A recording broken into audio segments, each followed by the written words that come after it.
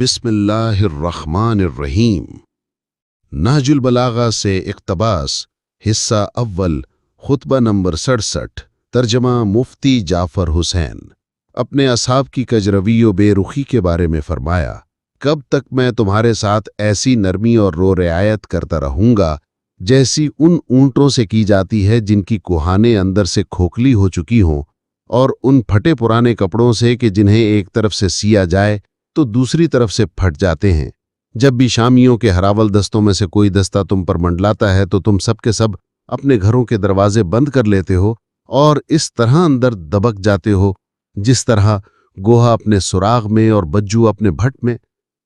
जिसके तुम्हारे ऐसे मददगार हों उसे तो जलील ही होना है, और जिस पर तुम तीर की तरह फेंके जाओ तो गोया उस पर ऐसा तीर फेंका गया जिसका सोफार भी शकिस था और पैकान भी टूटा हुआ है।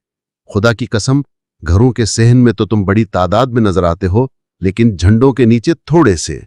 मैं अच्छी तरह जानता हूं कि किस चीज से तुम्हारी इस्लाह और किस चीज से तुम्हारी कजरवी को दूर किया जा सकता है, लेकिन मैं अपने नफ्स को बिगाड़कर तुम्हारी इस्लाह नहीं करना चाहता। खुदा तुम्हारे चेहरों को बेआबरू करे और तुम्हें बदनसीब करे।